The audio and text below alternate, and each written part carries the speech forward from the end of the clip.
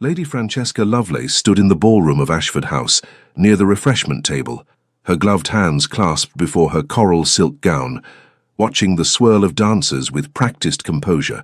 At 22, she possessed the kind of beauty that painters begged to capture: dark chestnut hair arranged in elaborate ringlets, eyes the color of warm honey, and a figure that made modistes weep with joy at how perfectly gowns draped her frame. Tonight should have been her triumph. In 3 weeks, she would marry Henry Talbot, eldest son and heir to the Marquis of Whitehaven. The announcement had sent ripples of envy through every drawing room in Mayfair. Henry was handsome, charming, wealthy beyond measure, and, most importantly, he had chosen her. Or so everyone believed. Francesca took a small sip of champagne, her eyes following Henry across the ballroom. He was dancing with Miss Arabella Thornton for the 3rd time tonight. His hand rested perhaps a touch too low on her waist. His smile was perhaps a touch too intimate. Miss Thornton's cheeks were flushed with more than exertion. "Your fiancé seems quite energetic this evening," Lady Catherine Pemberton murmured beside her, snapping her fan open with a decisive click. Catherine had been Francesca's closest friend since their presentation at court 5 years ago, and she had never liked Henry Talbot. "Indeed," Francesca replied neutrally, taking another sip. "Francesca, you cannot possibly—" "I can, and I shall," Francesca interrupted gently. "Please, Catherine, not here." But Catherine's concern was written plainly across her face. For the past 3 months, whispers had circulated. Henry Talbot, seen leaving the opera with Mrs. Eleanor Ashworth, a married woman notorious for her affairs. Henry Talbot, purchasing an elaborate ruby necklace, which Francesca had never received. Henry Talbot, spotted at a gaming hell until dawn, deep in his cups and deeper in debt. Francesca had heard every whisper. She had observed every sidelong glance, every pitying smile from other ladies who thought themselves so subtle. She had watched her fiancé with clear eyes and a calculating mind. She had been a fool, not for missing the signs. Those she had seen clearly enough 3 months ago. No, her foolishness lay in the choice she had made 3 years prior. The music swelled to its conclusion, and Henry finally escorted Miss Thornton back to her mother before making his way toward Francesca. He was undeniably handsome: golden hair, blue eyes, the kind of classical features that belonged on Greek statues. He moved with the easy confidence of a man who had never been denied anything in his life. "My darling Francesca," he said, bowing over her hand. His smile didn't quite reach his eyes. "You look ravishing tonight." "Thank you, Henry. You seem to be enjoying the dancing." "The Thornton girl is light on her feet," he said dismissively. "Nothing compared to you, of course." "Of course," she echoed. Something flickered across his face, irritation perhaps at her tone. Then his expression smoothed into practiced charm. "I wonder, my dear, if we might take a turn on the terrace. There's something I wish to discuss with you." Francesca's heart began to beat faster, but her face remained serene. "Certainly." They walked through the French doors onto the terrace, where the cool April night offered relief from the stifling heat of the ballroom. Other couples strolled nearby, maintaining proper decorum. Henry led her to a more secluded corner, near the stone balustrade overlooking the garden. "Francesca," he began, and she heard the rehearsed quality in his voice. He had practiced this. "I find myself in a rather delicate position." "Do you?" She turned to face him fully, her expression politely curious. "Indeed, you see, I have come to realize that perhaps our understanding was made in haste. We are not, I think, as well suited as I initially believed." "I see." Her calm seemed to unnerve him. He had expected tears, perhaps, pleading. "You are a woman of great beauty and accomplishment," he continued, warming to his theme now. "But I have come to understand that my heart has been engaged elsewhere. It would be unfair to you, cruel even, to continue with this engagement when my affections lie in another direction." "How very considerate of you to think of my feelings," Francesca said softly. "I knew you would understand." Relief flooded his features. "You are ever so reasonable, my dear. I have always admired that about you. And this other lady, the one who has engaged your heart so completely, would she happen to be Miss Arabella Thornton? Or perhaps Mrs. Eleanor Ashworth? Or possibly Lady Charlotte Weston?" The colour drained from Henry's face, then returned in a furious rush. "How dare you? How dare I?" Francesca's voice remained low, but steel entered her tone. "How dare you, Henry Talbot, conduct yourself like a rutting stag while wearing my betrothal ring? How dare you court half the ladies in London while promising yourself to me? You have no proof of such scandalous accusations. Don't I? She tilted her head. I may not have caught you in flagrante delicto, but I am not blind, nor am I stupid. I have watched you for months. I have seen exactly who and what you are. Henry's handsome face twisted into something ugly. If you knew, why didn't you say something? Why didn't you end it? Because I was waiting, Francesca said simply, for you to reveal yourself completely. And now you have. You insufferable woman, he hissed. Did you think to trap me? To expose me and force me to marry you regardless? On the contrary. Francesca drew herself up to her full height. I was waiting for you to save me the trouble of breaking the engagement myself. A gentleman ending an engagement causes a scandal for the lady. A lady ending an engagement causes a scandal for the gentleman. But a gentleman ending an engagement publicly, before witnesses, because he wishes to pursue other women. She smiled coldly. That, Henry, makes you look like exactly the cad you are. Understanding dawned in his eyes, followed by panic. They were not alone on this terrace. Several couples had drawn closer, attracted by their raised voices. Lady Ashford herself stood near the French doors, her face alight with interest. However, Francesca continued, her voice now pitched to Carrie, if you wish to end our engagement, I certainly will not stand in your way. After all, it would be cruel of me to bind you to a commitment your heart has clearly wandered from. Francesca, wait. I believe we have said all that needs to be said. She pulled off his betrothal ring, an elaborate affair with a large sapphire, and placed it in his palm. I wish you every happiness, Mr. Talbot. She turned on her heel and walked back toward the ballroom. Behind her she heard Henry sputter, heard the gasps and whispers beginning to rise like a tide. By tomorrow morning, all of London would know that Henry Talbot had publicly ended his engagement to Lady Francesca Lovelace. The gossips would feast on it for weeks, and Francesca had exactly what she wanted. Catherine appeared at her elbow as she re-entered the ballroom. Heavens above, Francesca, what happened? I am no longer engaged, Francesca said calmly. I believe I shall go home now. But you cannot simply leave. The scandal will be Henry's to bear, not mine. Francesca squeezed her friend's hand. Trust me, Catherine. I know what I'm doing. She collected her cloak from the footman and walked out the front entrance of Ashford House. The night air was crisp and clean after the overheated ballroom. Her carriage would take several minutes to be brought around from the mews. She stood on the front steps, breathing deeply, feeling lighter than she had in 3 long years. She had been such a fool. 3 years ago, another man had courted her. Quietly, seriously, with none of Henry's flowery poetry or grand gestures. Richard Wickliffe, Duke of Westwick, had called upon her father, had taken her driving in Hyde Park, had engaged her in conversations that made her think, rather than simply flutter her eyelashes. But Richard was difficult to understand. He rarely smiled. He spoke in measured tones about serious subjects, estate management, agricultural reform, the Irish potato crisis. He never brought her flowers or compared her eyes to stars. He seemed to study her with those intense grey eyes of his, as if she were a fascinating puzzle he was determined to solve. It had unsettled her, made her feel exposed. Henry, by contrast, had made her feel safe. He had told her she was beautiful every time he saw her. He had brought roses and recited poetry. He had been everything a romantic young girl thought she wanted. What a naive little fool she had been. When Richard had asked in his direct way whether she returned his regard, she had hesitated. That hesitation had been answer enough. He had bowed, thanked her for her honesty, and wished her every happiness. 2 weeks later, Henry Talbot had begun his pursuit in earnest, and she, still smarting from the strange hurt of Richard's withdrawal, had let herself be swept up in Henry's theatrical courtship. Then, 6 months into her engagement to Henry, she had encountered Richard at a charity gala.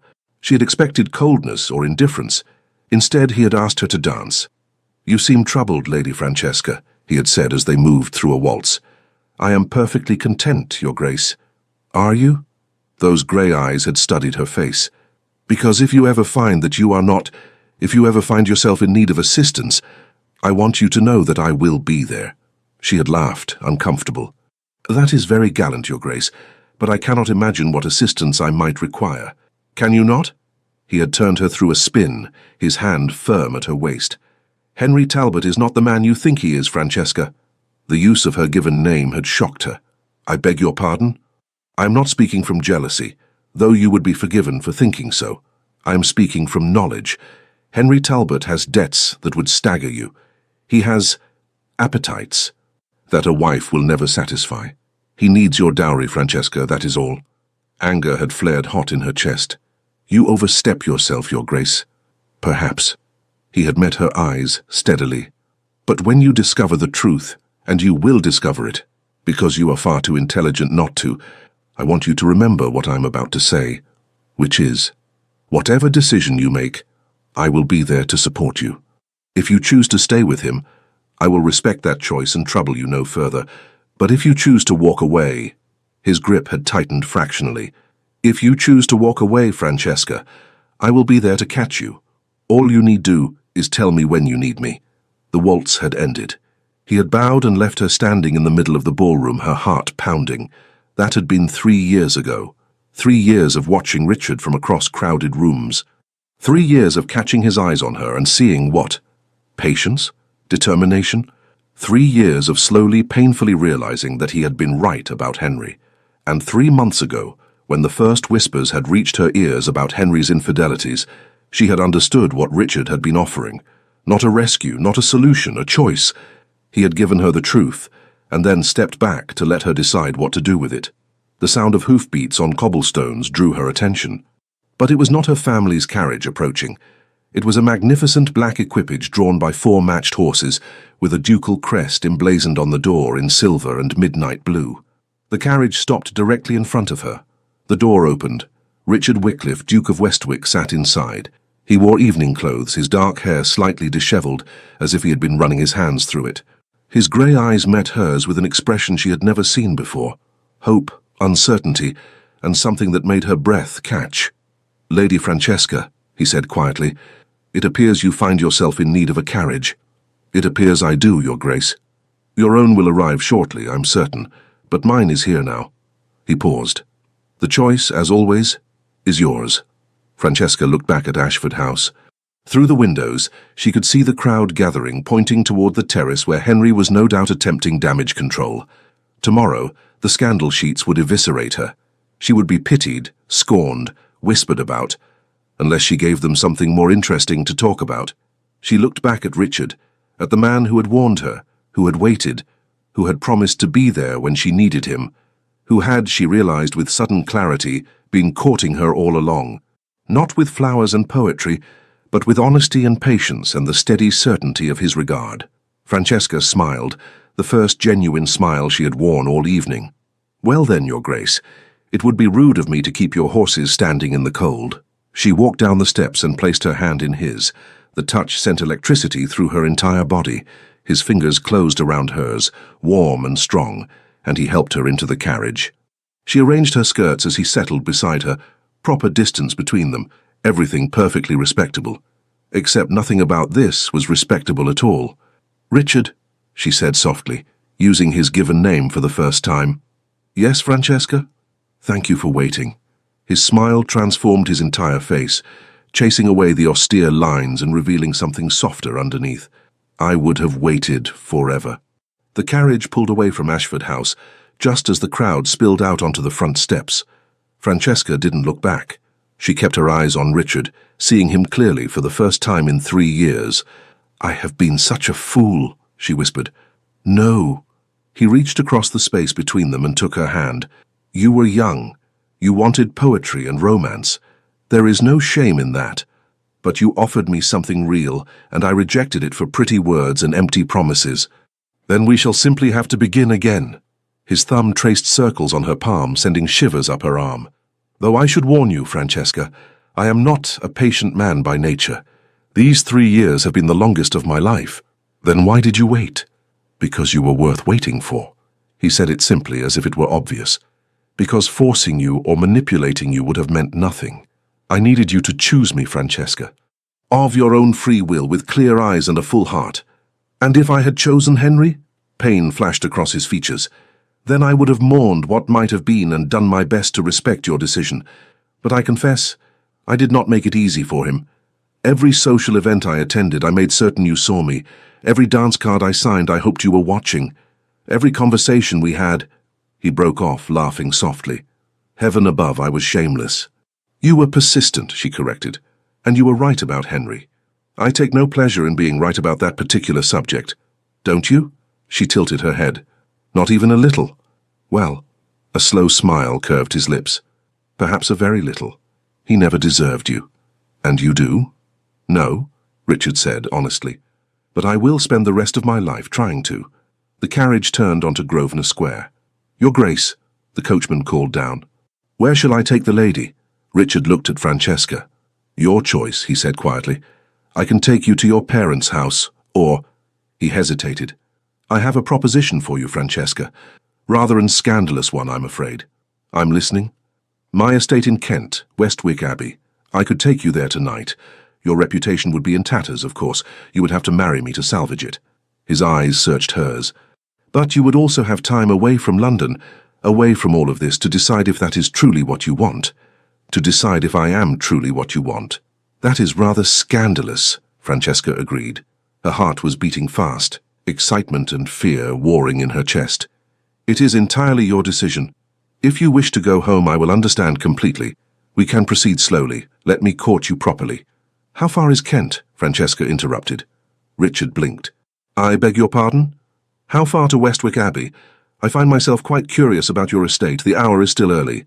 She met his eyes. Drive on, Your Grace. Joy, pure, unfettered joy, transformed Richard's face. He leaned out the window. Westwick Abbey, John, best speed. Aye, Your Grace. The carriage lurched into motion, heading toward the London Bridge and the Kent Road beyond.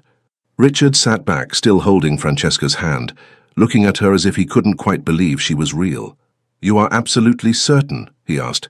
Once we leave London at this hour, there will be no going back. The scandal will be tremendous. Good, Francesca said firmly. Let them talk. Let them gossip. 3 years ago, I chose the safe path, the respectable path, and it led me nowhere but misery. Tonight, Richard Wycliffe, I am choosing the dangerous path. I am choosing scandal. I am choosing you. He raised her hand to his lips and pressed a kiss to her gloved knuckles. Then I shall do everything in my power to ensure you never have cause to choose otherwise. Through the carriage window, London passed by in a blur of gaslight and shadow. Somewhere behind them, the gossips were already beginning their work. By morning, all of England would know that Lady Francesca Lovelace had left her broken engagement and disappeared into the night with the Duke of Westwick. But Francesca found she didn't care. For the first time in 3 years, she felt free. Richard? Yes, my dear. Tell me about your estate. Tell me about Westwick Abbey. And so, as the carriage carried them through the night, toward a future neither could have predicted but both had chosen, Richard began to speak. Not in flowery poetry or empty flattery, but in the honest, serious tones that Francesca had once found unsettling and now found utterly captivating. She had spent 3 years chasing the wrong dream, but that night, in a ducal carriage racing toward Kent, she finally began to chase the right one. The journey to Kent took nearly 5 hours, even at best speed. Dawn was painting the sky in shades of rose and gold when the carriage finally turned through the gates of Westwick Abbey. Francesca, who had dozed fitfully against Richard's shoulder for the last hour, a liberty he had graciously offered and she had gratefully accepted, stirred as the carriage slowed. She sat up, suddenly conscious of how improper their position must have appeared. But Richard merely smiled and adjusted her bonnet, which had gone slightly askew. "Welcome to Westwick," he said softly. Francesca looked out the window and gasped. The abbey rose before them like something from a Gothic novel. Ancient stone walls covered in ivy, tall windows gleaming in the early morning light, towers and turrets that spoke of centuries of history. But it was not forbidding. Gardens surrounded the main building in carefully manicured splendor, and the warm golden stones seemed to glow with welcome. "It's beautiful," she breathed. "It's home," Richard said simply. "Or at least, I hope it will become yours as well." The carriage stopped before the main entrance. Richard descended first, then handed Francesca down with careful courtesy. Despite the early hour, the front door opened immediately, and a distinguished-looking butler appeared, his expression betraying not a flicker of surprise at his master, arriving with an unaccompanied young lady at dawn. "Your Grace," the butler said, bowing. "Welcome home. Shall I prepare the rose room for your guest?" "Yes, thank you, Stevens. And please, ask Mrs.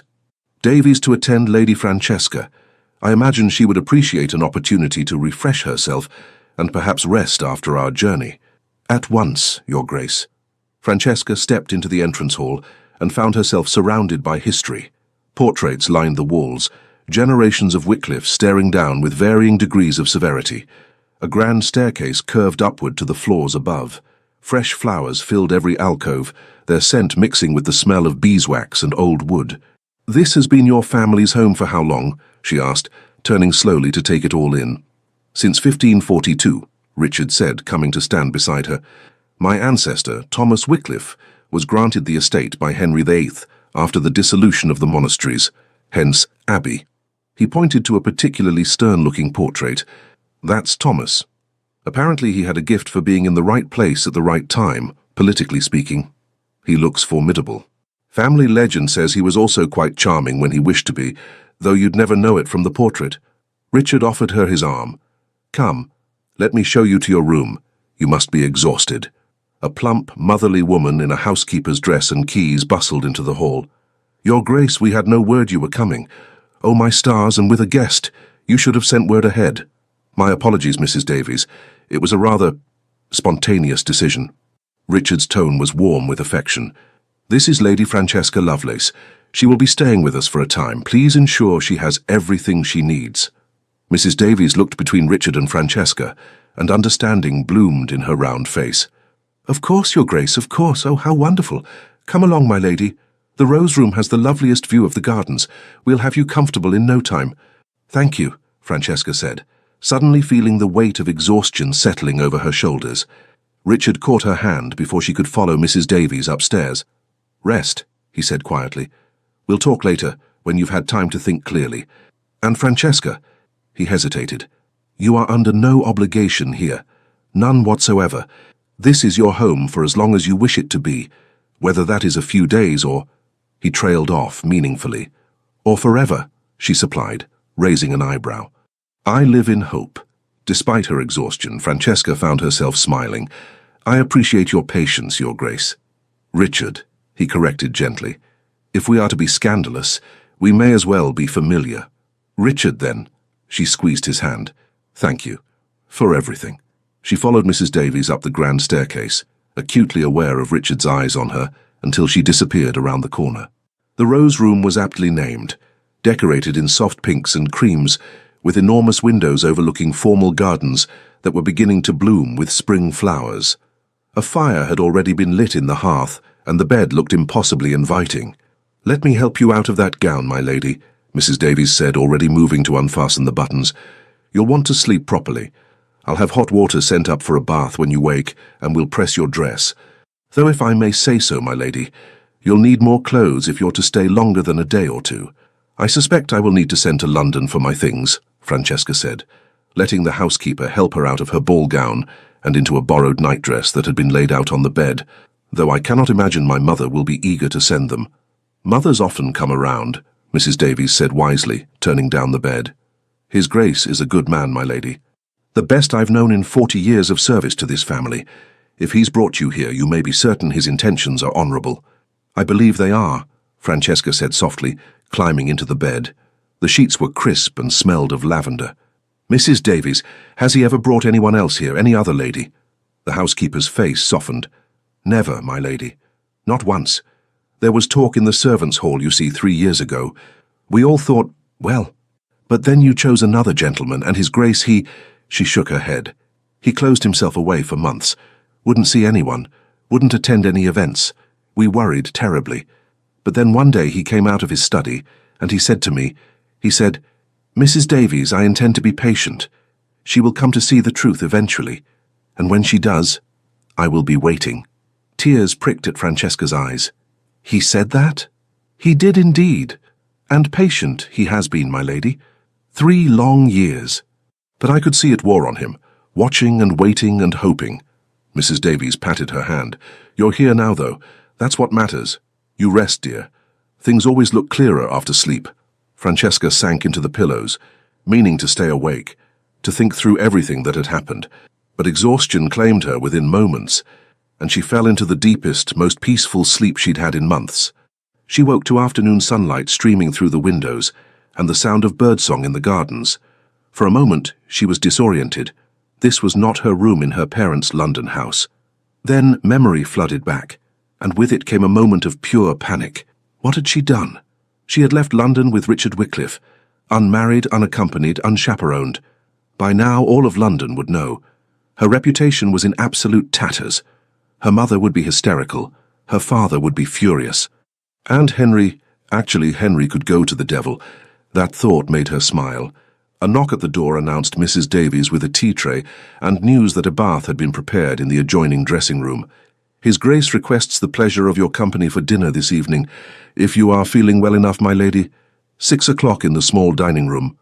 Please tell His Grace I would be delighted, Francesca said, accepting a cup of tea gratefully. The bath was heavenly, scented with rose oil and hot enough to ease the stiffness from hours in a carriage. Afterward, wearing her freshly pressed ball gown, she had nothing else, Francesca studied herself in the mirror. She looked different. Her eyes were brighter. The tension that had settled around her mouth over the past year had eased. She looked, she realized, happy. The thought should have terrified her. Instead, it felt like relief. Stevens appeared at precisely 6 o'clock to escort her downstairs.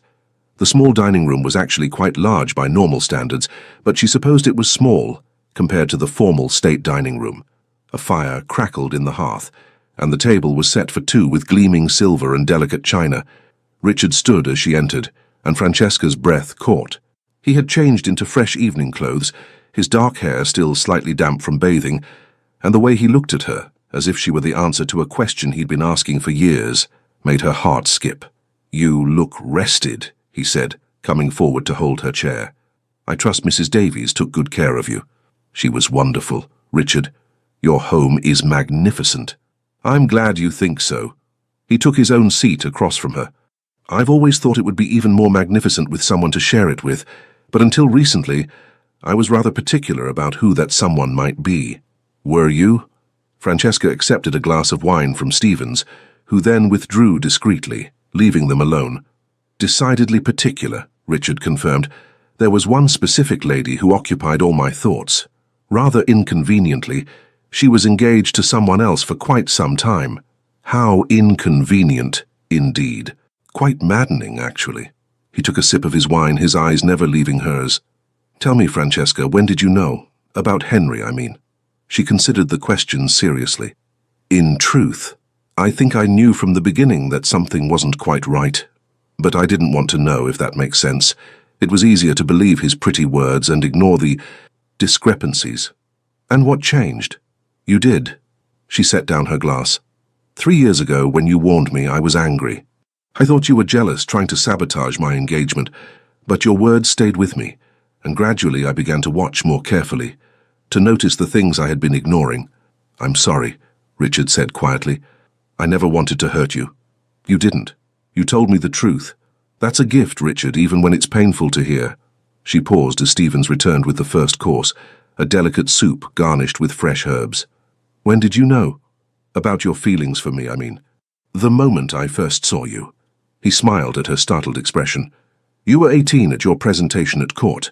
You caught your heel in your gown as you curtsied to the Queen, and you laughed, this bright, genuine laugh that you tried to smother behind your hand. Everyone else would have been mortified, but you found it amusing. I thought to myself, that is a woman who doesn't take herself too seriously. That is a woman worth knowing." "I'd completely forgotten about that." Francesca laughed. "I was terrified I'd made a terrible impression." "You made an unforgettable impression, at least on me." His expression grew serious.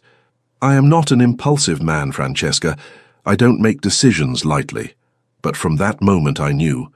I spent the next year engineering introductions, arranging to be at the same events, finding excuses to speak with you, and when I finally worked up the courage to court you properly, you were—" He gestured helplessly. "You were radiant, intelligent, kind, everything I had hoped and more. And then I chose Henry." "And then you chose Henry," he agreed, "which was your absolute right to do. But I confess, Francesca, it nearly destroyed me." The raw honesty in his voice made her throat tight. "I was such a fool." "No," he said firmly. "You were young. You wanted romance and passion. Henry offered you that, or seemed to. I offered you Estate management discussions and political debates. You offered me substance, Francesca corrected. You treated me like I had a mind worth engaging. Henry treated me like a beautiful ornament to be displayed and admired. And yet you chose the ornament. For a time. She met his eyes. But I'm here now, Richard. I'm here because 3 years ago, you told me the truth. And last night, you offered me a choice. No coercion, no manipulation. Just a choice. And? His voice was carefully neutral, but she could see the tension in his shoulders. And I choose you, she said simply. I choose honesty over poetry. I choose substance over style. I choose a man who waited 3 years rather than one who couldn't wait 3 months to betray me. Richard closed his eyes, and when he opened them again, they were suspiciously bright. You have no idea how long I've waited to hear you say that. 3 years, I believe. 3 years, 2 months, and 16 days, he corrected. But who's counting? Despite the emotional weight of the conversation, Francesca laughed. You actually kept track? I am nothing if not thorough. He reached across the table and took her hand. Francesca, I want to be absolutely clear about something. Yes, arriving here with me has created a scandal. Yes, society will expect us to marry to salvage your reputation. But I don't want you to marry me out of obligation. I don't want you to marry me because you have no other choice. Then why should I marry you? Because you want to, he said simply.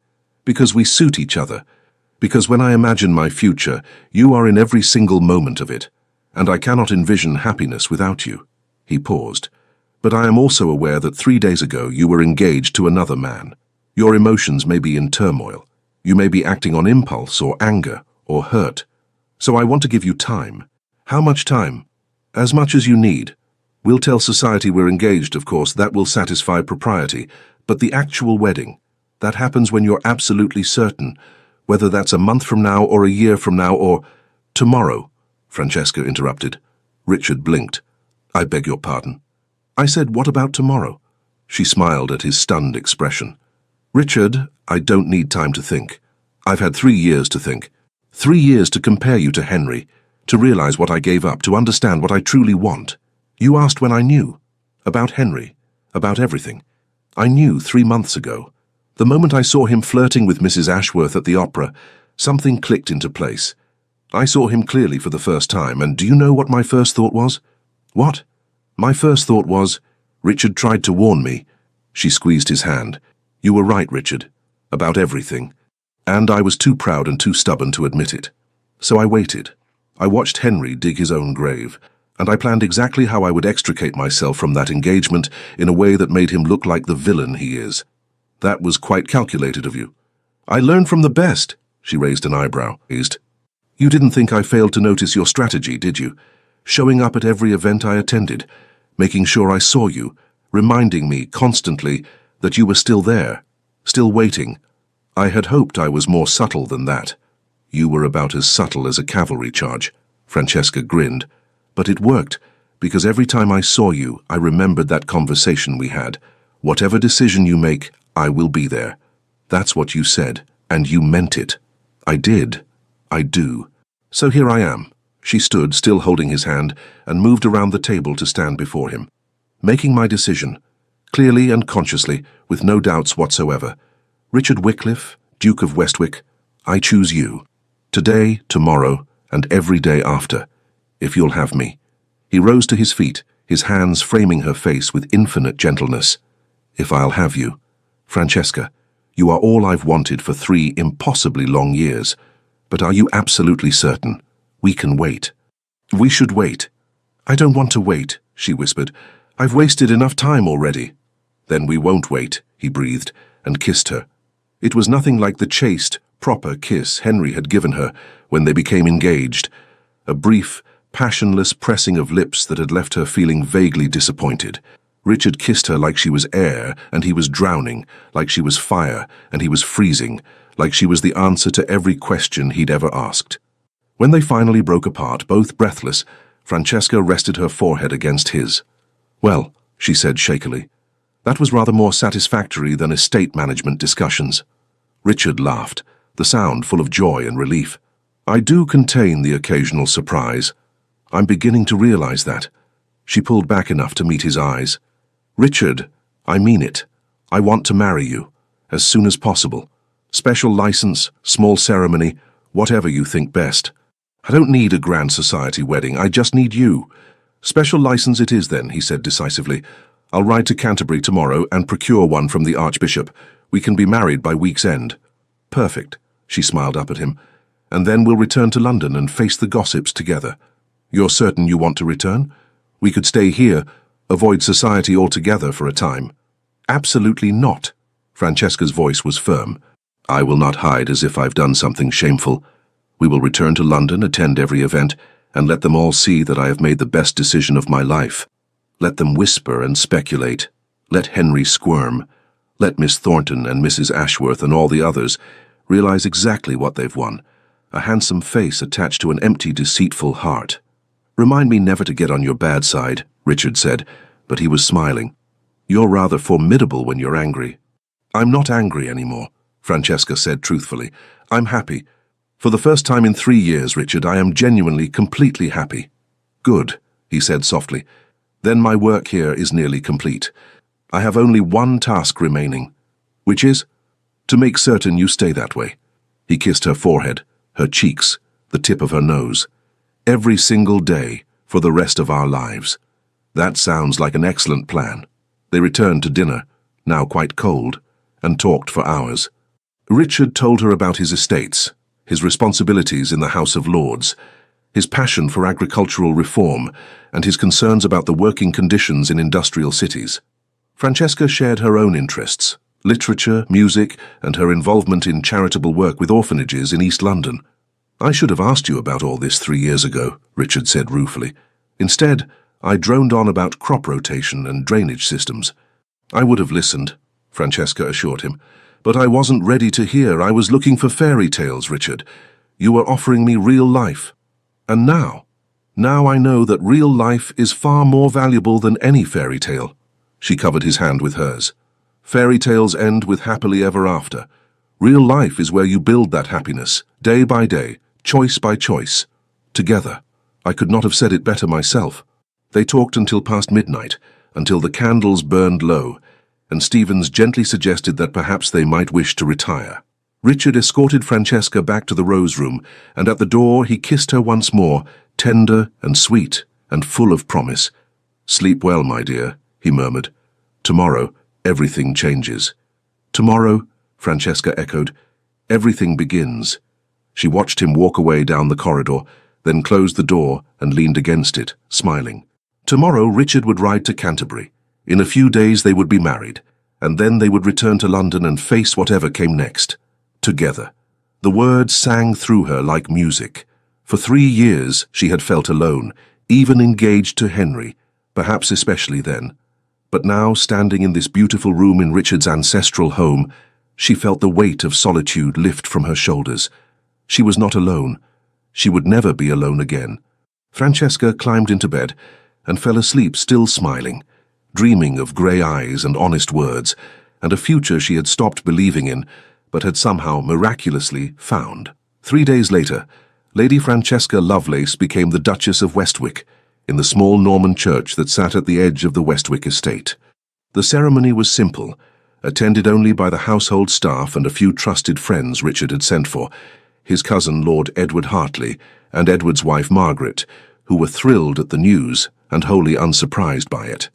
Took you long enough, Edward had said, clapping Richard on the shoulder. I was beginning to think you'd pine away into nothing. Your faith in my persistence is underwhelming, Richard had replied dryly. Margaret had embraced Francesca warmly. I am so glad you've come to your senses, Your Grace, truly. We have been watching Richard suffer for 3 years. Please call me Francesca, and I promise to make up for all 3 years. See that you do, Margaret had said with a wink. Now, standing before the rector with Richard's hand warm in hers, Francesca spoke her vows with absolute certainty. She promised to love, honor, and cherish. She promised to be faithful in prosperity and adversity.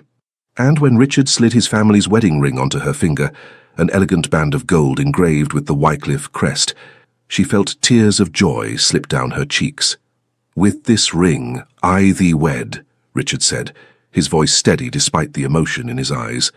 With my body I thee worship, and with all my worldly goods I thee endow. The rector beamed at them both. I now pronounce you man and wife. Your Grace, you may kiss your bride. And Richard did, sweetly and thoroughly, while Edward cheered and Margaret dabbed at her eyes with a handkerchief, and Mrs. Davies sobbed happily in the back pew. When they broke apart, Richard whispered, "Hello, Duchess." "Hello, husband," Francesca whispered back.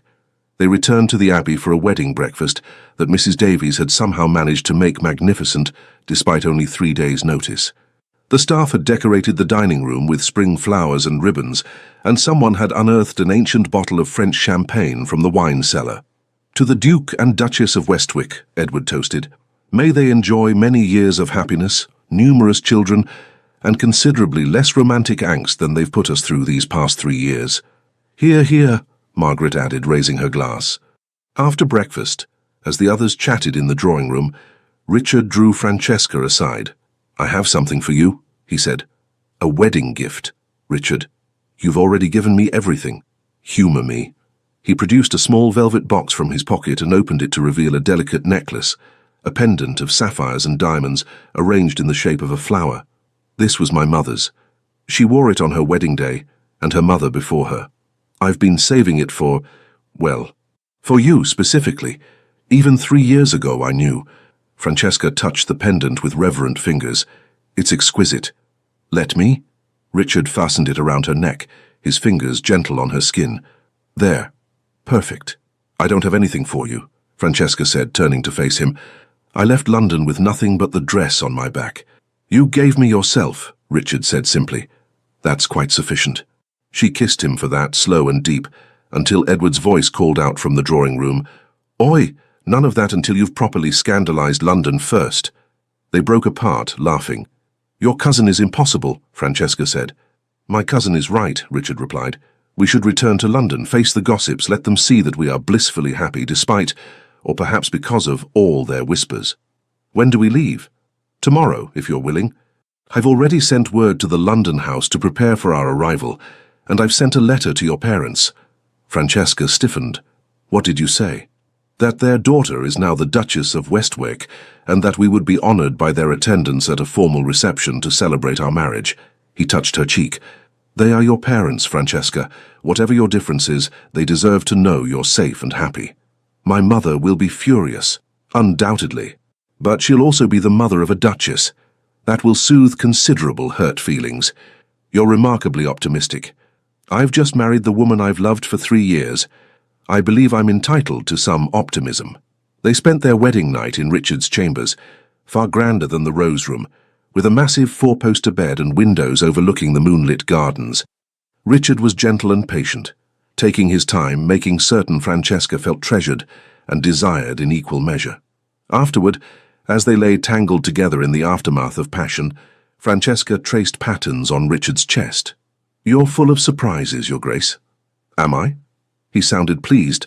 "Decidedly. I was led to believe you were all cold logic and serious discussion." "I contain multitudes," Richard said solemnly, then grinned when she laughed. "In all seriousness, Francesca, are you happy? Truly?" "Deliriously," she assured him, "though I suspect the real test comes tomorrow, when we face society." "Let them come," Richard said, pulling her closer. "We'll face them together." The return to London the following day was considerably more civilized than their midnight escape had been. They travelled in Richard's finest carriage, Francesca wearing a new travelling dress that Margaret had insisted on gifting her. "You cannot return to London in a wrinkled ball gown, my dear. What would people say?" As they crossed London Bridge and entered the familiar streets of Mayfair, Francesca felt her stomach tighten with nerves. "What if—" "No," Richard interrupted gently, taking her hand. "No what-ifs. We know exactly what awaits us.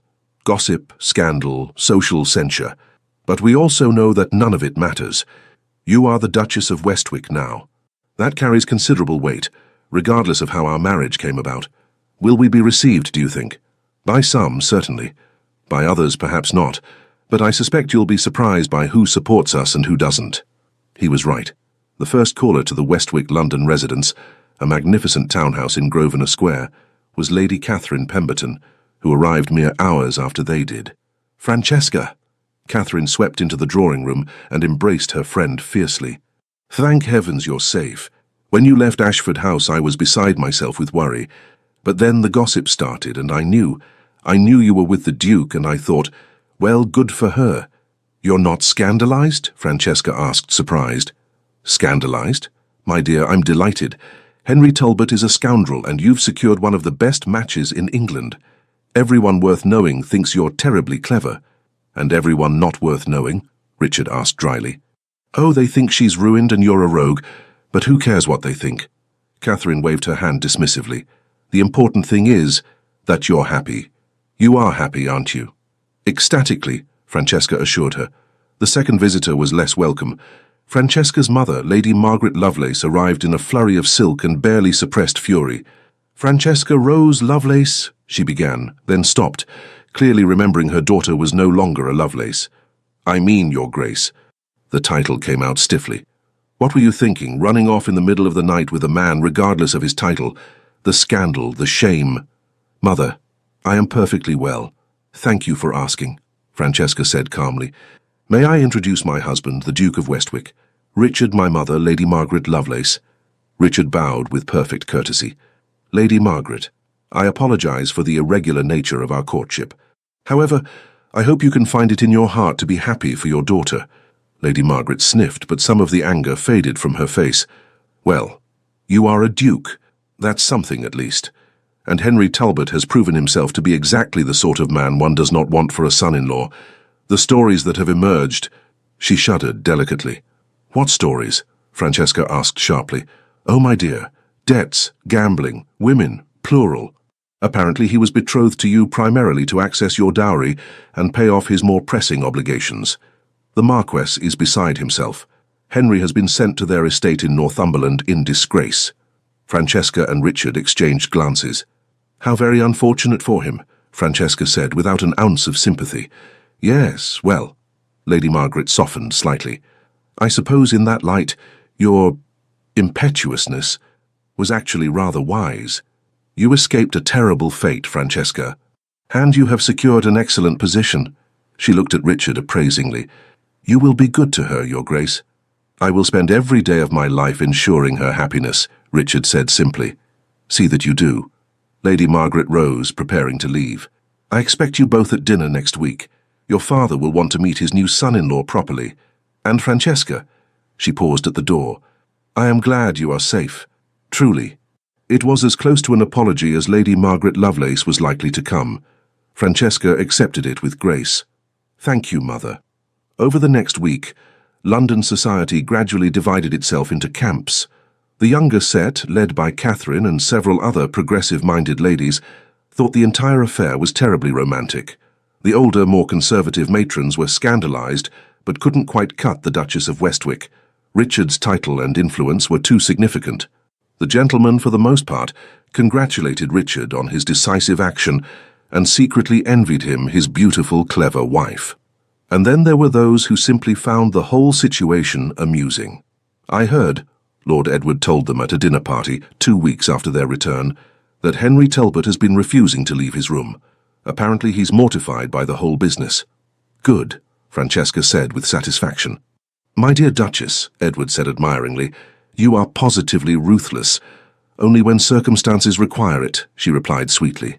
The true test came at the Bransfords' ball, the first major social event Richard and Francesca attended as a married couple. As they entered the ballroom, conversation didn't precisely stop, but it certainly faltered. Every eye turned toward them. Richard, magnificent in his evening clothes, kept Francesca's hand tucked securely in his arm. Smile, he murmured. Let them see how happy you are. So Francesca smiled, radiantly, genuinely, and watched as the gossips' faces fell slightly. They had expected shame or embarrassment. Instead, they got joy. Lady Bransford herself, one of society's great hostesses, approached them immediately. Your Graces, how delightful to see you. May I say, Duchess, that married life appears to agree with you. You're absolutely glowing. Thank you, Lady Bransford. It agrees with me remarkably well. And you, Your Grace, Lady Bransford continued, addressing Richard. You look rather pleased with yourself. I am married to the most extraordinary woman in England, Richard said, smiling down at Francesca. I believe I have every right to be pleased. That set the tone for the evening. Richard danced with Francesca 3 times, highly improper for a married couple, but no one dared comment. They spoke with various lords and ladies, accepting congratulations and deflecting impertinent questions with practiced ease. At one point, Francesca found herself near the terrace doors, the same doors she had walked through with Henry to have their engagement ended. She turned to Richard. "Do you know what happened the last time I was in this room?" "I do," he said quietly. "I was watching." "Were you?" "I was watching you all evening. I saw Henry dancing with other ladies. I saw the expression on your face, not hurt but resigned, calculating, and I thought to myself, she's planning something." He touched her cheek gently. "And then I saw you walk onto that terrace with him, and my heart nearly stopped. But I waited. I had promised to wait after all. And then you emerged without him, without your ring, with your head held high. And I knew it was time. You had the carriage ready." "I had the carriage ready the moment you arrived at the ball," he admitted, "just in case. Hope springs eternal even in the heart of a cynic." "You're not a cynic," Francesca said softly. "You're a romantic. You just hide it well." "Perhaps," he conceded, "or perhaps I'm only a romantic when it comes to you." They danced again, and this time Francesca noticed something. The whispers had changed. Instead of scandalized mutterings, she heard snatches of conversation. Quite devoted to her. Never seen the Duke smile so much, actually rather romantic when you think about it, clearly making her happy. By the end of the evening, the tide had turned. The consensus seemed to be that while the Duke and Duchess of Westwyck had certainly conducted their courtship in an unconventional manner, they were obviously well-suited and deeply in love. And really, wasn't that preferable to a proper courtship leading to an unhappy marriage? As they left the ball, Richard helped Francesca into their carriage with a satisfied smile. "I believe," he said, "that went rather well." "They've accepted us," Francesca marveled. "They've accepted that we're happy," Richard corrected. "That's a rather different thing, but ultimately, it's the only thing that matters." In the weeks that followed, Francesca settled into her new life as Duchess. She involved herself in Richard's charitable work, particularly his efforts to improve conditions in industrial towns. She hosted dinners and salons, gathering reformers and intellectuals to discuss social issues. She reconnected with old friends and made new ones. And every night she fell asleep in Richard's arms, grateful beyond measure that she had found the courage to choose honesty over poetry, substance over style, true love over convenient affection. One evening, 3 months after their wedding, they sat together in Richard's study. He was reviewing estate accounts while Francesca read correspondence from one of the orphanages she patronized. It was comfortable, companionable, the kind of domestic intimacy that would have seemed impossibly dull to her 3 years ago, but now felt perfect. "Richard," she said suddenly. "Hmm?" He looked up from his papers. "Do you ever wonder what would have happened if I had chosen you 3 years ago?" He considered the question seriously. "Sometimes, but I think perhaps everything happened exactly as it needed to." "How so?" 3 years ago, you weren't ready for me, for what I was offering. You needed to see the contrast, to experience the difference between pretty words and genuine regard. If you had chosen me then, you might always have wondered if you made the right decision. You might have resented me for being practical instead of romantic." He set aside his papers and came to sit beside her. "But now you know exactly what you chose and why. There's no doubt, no second guessing. You're saying I needed to be engaged to Henry to truly appreciate you." "I'm saying," he said carefully, "that you needed to see both paths clearly before you could choose the right one with certainty. And Francesca," he took her hand, "I would have waited another 3 years or 6 or 9 if that's what you needed, because you are worth any amount of waiting." She kissed him for that, long and sweet. "You know," she said when they broke apart, 3 years ago, I thought you were cold and distant. I thought you didn't know how to express emotion. And now? Now I know you express emotion differently, not in flowery speeches or grand gestures, but in patient waiting, in honest words, in being there steadily when I needed you most." She touched his face. "That's real, Richard. That's the kind of love that lasts." "Good," he said, pulling her into his lap, "because I intend for it to last a lifetime." 1 year later, the drawing room of Westwyck Abbey was filled with afternoon sunlight and the sound of feminine laughter. Francesca, now visibly pregnant, sat with Catherine and Margaret Hartley, planning the summer charity gala that had become one of London's most anticipated events. We should have the orchestra in the East Garden, Catherine suggested, and perhaps some of those lovely Japanese lanterns for when it gets dark. Brilliant, Francesca agreed, making notes, and Richard suggested we auction some of the produce from the tenant farms, with proceeds going to the orphanages. That man of yours has a good heart, Margaret said warmly. How is he taking the news about the baby? Francesca smiled, one hand resting on her rounded belly. He's impossible.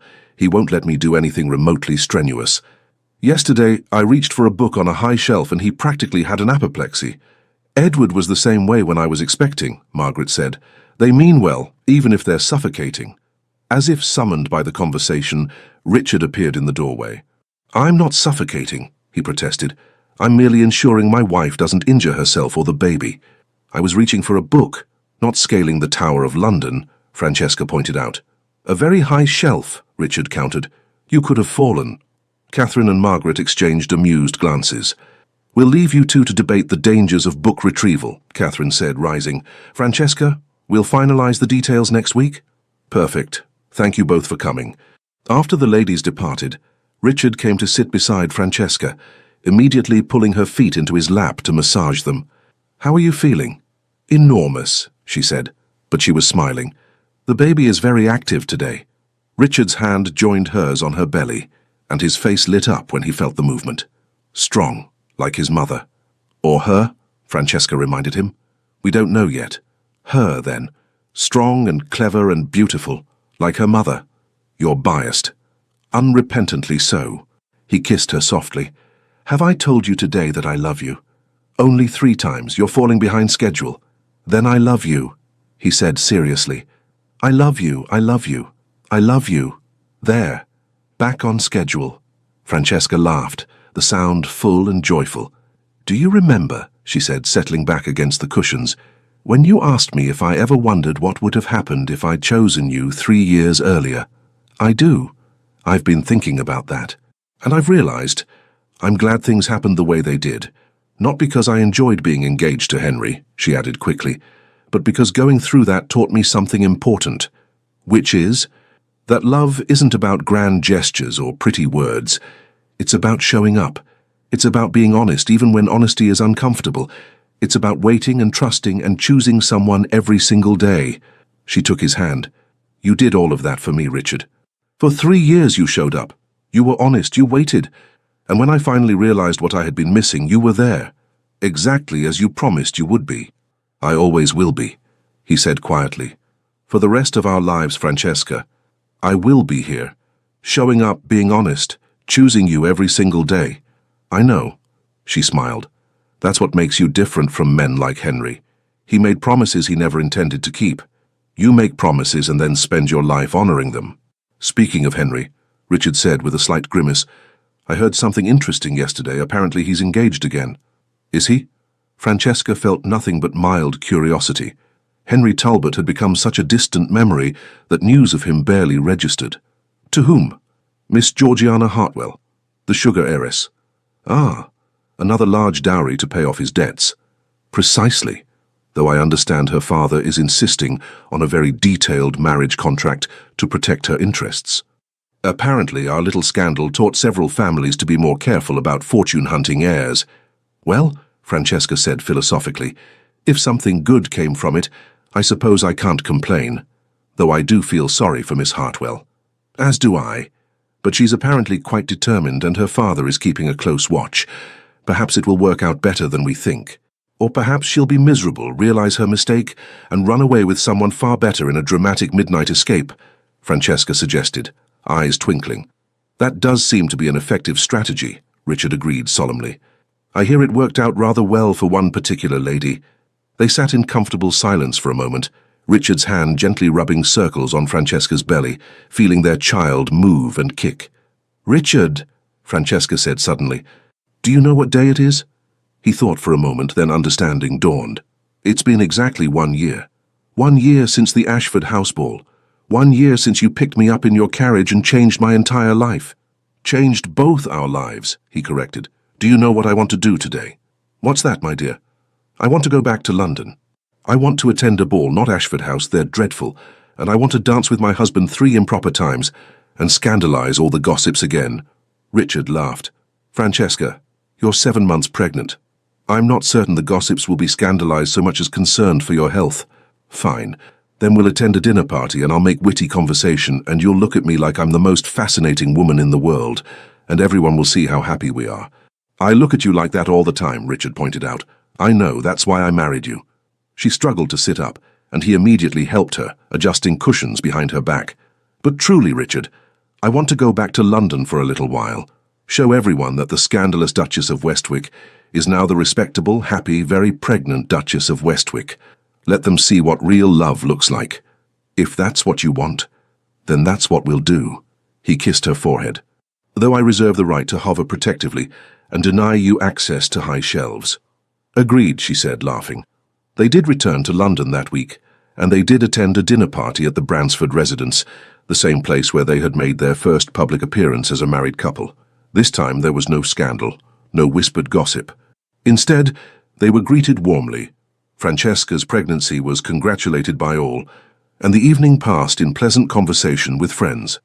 At one point, Francesca found herself standing near those infamous terrace doors again, Richard at her side. Lady Bransford noticed and approached them with a knowing smile. It's remarkable, isn't it? Their hostess said. How one night can change everything. I was here, you know, when Mr. Talbot ended your engagement. And then when the Duke's carriage appeared, she shook her head. Most romantic thing I've seen in 40 years of London seasons. I'm glad you think so, Francesca said. At the time, I wasn't certain if it was romantic or simply reckless. The best romance always involves a bit of recklessness, Lady Bransford said wisely. Playing it safe gives you security, perhaps, but not happiness. You, my dear Duchess, chose happiness, and you— She turned to Richard.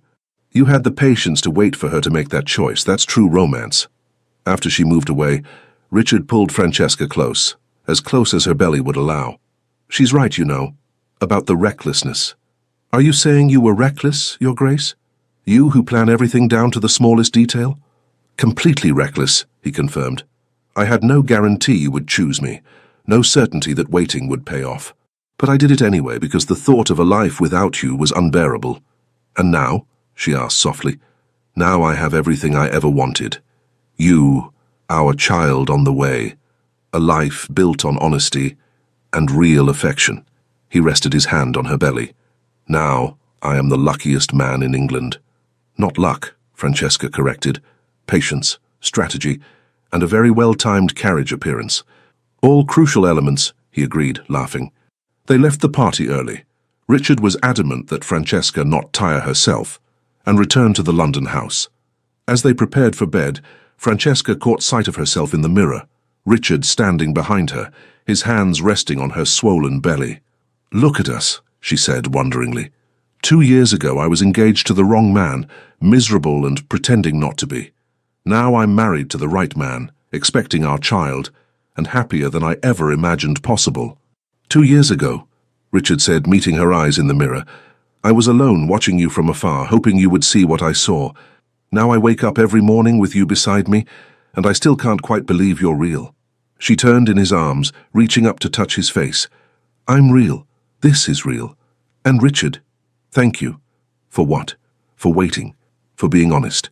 For giving me a choice instead of making assumptions about what I wanted. For loving me enough to let me make my own mistakes and find my own way back to you. I would do it all again, he said simply.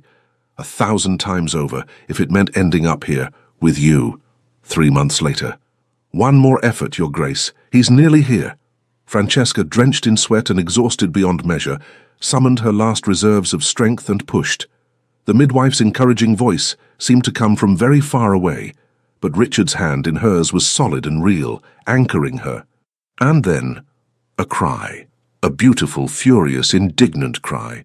It's a boy, the midwife announced joyfully. A healthy baby boy. Francesca fell back against the pillows, tears streaming down her face as the midwife cleaned the baby and wrapped him in soft blankets. Richard's face was wet with tears too, his expression one of absolute wonder as the midwife placed their son in Francesca's arms.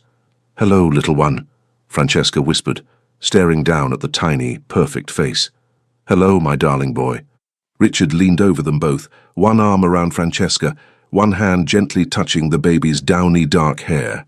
He's perfect, he breathed. Absolutely perfect. He has your nose, Francesca observed, laughing through her tears. Poor child, Richard said, but he was smiling. What shall we name him? They had discussed names for months, unable to agree on anything. But looking down at her son now, Francesca knew. Thomas, she said. Thomas Richard Wycliffe. After your ancestor who founded Westwick, and after you. Thomas, Richard repeated softly, and the baby's eyes, grey like his father's, opened at the sound. Hello, Thomas. Welcome to the world. The midwife and her assistants bustled about, cleaning up and checking that both mother and baby were healthy. Richard refused to leave Francesca's side, even when tradition dictated he should wait outside. He sat on the bed beside her, one arm around her shoulders, watching their son with an expression of such pure love that Francesca's heart ached. Thank you, he whispered finally. Thank you for choosing me. Thank you for giving me this, all of this. You and Thomas and this life we've built together. We built it together, Francesca corrected. Every choice, every day, together. Little Thomas yawned, a tiny sound, and nestled closer to his mother's chest. Looking at him, Francesca thought about the journey that had brought her here.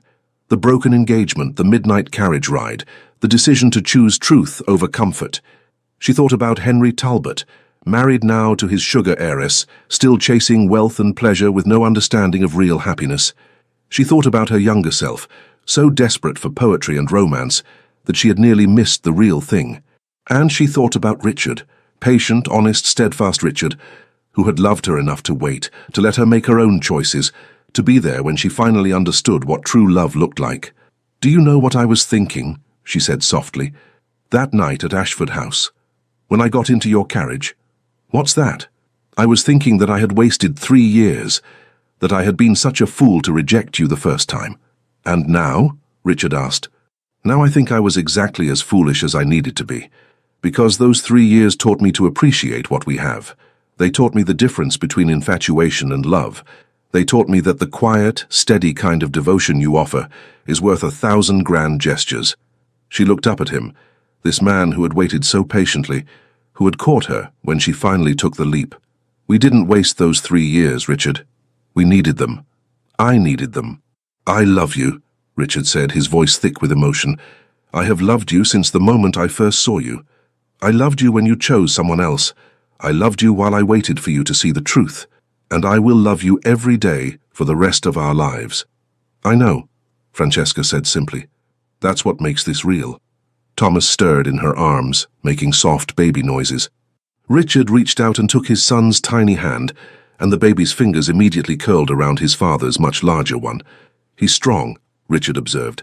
He comes from strong stock, Francesca replied, though heaven help us when he's older. Can you imagine the mischief our child will get into with your stubbornness and my temper? Terrifying, Richard agreed cheerfully. We shall be entirely grey by the time he's 10. Worth it, Francesca said, looking down at Thomas's perfect little face. Every moment, Richard confirmed. 10 years later, the gardens of Westwick Abbey were in full bloom, filled with roses and peonies and the laughter of children. Young Thomas, now an energetic 10-year-old, was teaching his younger sister Eleanor, 7, and brother William, 5, how to climb trees, despite his mother's protests that such activities were unladylike for Eleanor and too dangerous for William. They're children, Francesca, Richard said, watching the scene with amusement as he sat beside his wife on a garden bench. Let them be children. Easy for you to say. You're not the one who has to explain to the governess why Eleanor's dress is covered in tree sap, Francesca grumbled, but she was smiling. Over the past 10 years their family had grown, their love had deepened, and Westwick Abbey had become a home filled with warmth and laughter. Richard's agricultural reforms had improved the lives of countless tenant farmers. Francesca's charitable work had expanded to include schools for working-class children and safe houses for women fleeing dangerous situations. They had become a formidable team, respected in Parliament, beloved by their tenants, admired in society. But more importantly, they had remained partners in every sense of the word, equal collaborators in life's great adventure. Catherine Pemberton, now Catherine Sinclair, having married a kind Scottish doctor, visited often with her own children. Edward and Margaret Hartley were regular guests, their children fast friends with the young Wycliffes. Even Francesca's mother had come around completely, visiting frequently and spoiling her grandchildren outrageously. As for Henry Talbot, he had faded into obscurity. His marriage to Georgiana Hartwell had ended in scandal and separation, when his gambling debts became impossible to ignore. He now lived in modest circumstances on his father's estate. His charm and good looks faded by dissipation. Francesca rarely thought of him anymore. When she did, it was with pity rather than anger. He had chosen pleasure over substance, and he was paying the price. "Mother! Father!" Thomas called from his perch high in an oak tree. "Look how high I am." "Very impressive, darling," Francesca called back. "Please don't fall." "I won't," he assured her with all the confidence of a 10-year-old boy who believed himself invincible. Eleanor, not to be outdone, climbed to a nearby branch. "I'm just as high as Thomas." "You're both very brave," Richard called, then added under his breath to Francesca, "They get that from you." "They get their recklessness from you," Francesca countered. "You're the one who decided to propose by offering me a scandalous midnight carriage ride." "I offered you transportation," Richard protested. "The scandal was your choice." "Best choice I ever made," she said, leaning against him. William, unable to climb as high as his older siblings, sat at the base of the tree and began making up an elaborate story about dragons and knights. He was the dreamer of the family, always lost in imaginary worlds. "He reminds me of you," Richard observed. "The way you used to talk about books and stories. And Thomas reminds me of you, serious and determined. Eleanor is her own force of nature entirely." They sat in comfortable silence, watching their children play. This, Francesca thought, was what happiness looked like. Not the dramatic, sweeping romance she had imagined as a girl, but something better. Daily joy, shared laughter, partnership and friendship, and love, all woven together into something strong and enduring. "Richard," she said suddenly, "do you remember that conversation we had the night you brought me to Westwick, about poetry versus reality?" "I do. I've been thinking about it lately, and I've realized this is poetry.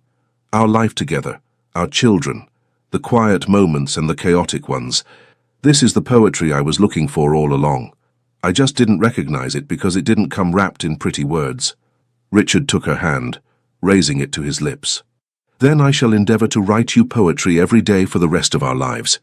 Not with words, but with actions, with presence, with choosing you again and again, every single morning." "That," Francesca said, "is the most romantic thing you have ever said to me." "I'm learning," he said with a smile. Thomas and Eleanor climbed down from their trees, arguing good-naturedly about who had climbed higher.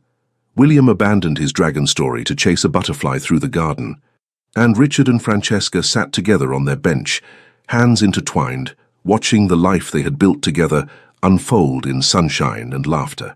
That night, after the children were asleep and the house was quiet, Richard and Francesca stood together on the terrace overlooking the gardens, much as they had done countless times before. "Do you ever think about that night?" Francesca asked. "The night everything changed?" "Sometimes," Richard admitted. "But mostly I think about this, all the nights since then, all the mornings, all the ordinary moments that have been in their way more extraordinary than any dramatic carriage rescue could ever be. Even the moments when Thomas broke your favorite vase playing cavalry in the drawing room. Even those," Richard said firmly, "though I maintain that that particular vase was not actually my favorite. You're a terrible liar." "I know." He pulled her close, resting his chin on top of her head. "I never learned to lie convincingly, one of my many flaws." "Not a flaw," Francesca said. "One of your virtues. Honesty, remember? That's what I fell in love with. Not your title, not your wealth, not even your handsome face." "I have a handsome face." "But your honesty, your steadiness, your absolute unwavering certainty that we belong together, even when I was too foolish to see it." "You weren't foolish," Richard said. "You were young. You were looking for magic in all the wrong places. But you found it eventually." "I found you," she corrected. "And you, Richard Wycliffe, Duke of Westwick, are the best magic I've ever known." He kissed her then, slow and sweet, and full of a decade's worth of love and partnership. When they broke apart, both were smiling. "Come to bed, Duchess," Richard said. "Tomorrow Thomas has lessons, Eleanor wants to learn to ride properly, and William has somehow convinced the cook to let him help make bread. We'll need our rest." "Sounds terrifying," Francesca said cheerfully. "Sounds perfect," Richard corrected. and hand in hand they walked back into Westwick Abbey, their home, their sanctuary, the place where a scandalous midnight carriage ride had led them to everything they had ever wanted, but hadn't known to ask for. Behind them the gardens lay peaceful in the moonlight. Above them, stars glittered in the endless sky. And ahead of them stretched years and years of this, of ordinary magic, of daily choices, of love that didn't announce itself with grand gestures, but proved itself in 1,000 small moments. Francesca had once thought that leaving her broken engagement without a word was the end of her story, but it had been in fact just the beginning. The carriage that came for her that night hadn't rescued her. It had delivered her to exactly where she was meant to be, home with the man who had loved her enough to wait, to trust, to believe that she would find her way to him eventually. And she had. And they lived, not happily ever after in the fairy tale sense, but happily ever forward, building their happiness new each day, choosing each other every morning, writing their own poetry in the language of real, honest, enduring love, which, Francesca reflected as she fell asleep in Richard's arms that night, was the best kind of poetry there was. The end. Thank you so much for staying with us until the end of this beautiful journey. We hope Lady Francesca and the Duke of Westwick touched your heart the way they touched ours. If you enjoyed this story, please like, comment, share, and subscribe to our channel. Your support helps us continue crafting stories filled with deep emotions, powerful redemptions, and the kind of love that stays with you long after the final words are spoken. And don't forget, at the end of this video, another unforgettable story awaits. Click it now and let yourself be swept away once more. Thank you for being here. The Legends of Love team.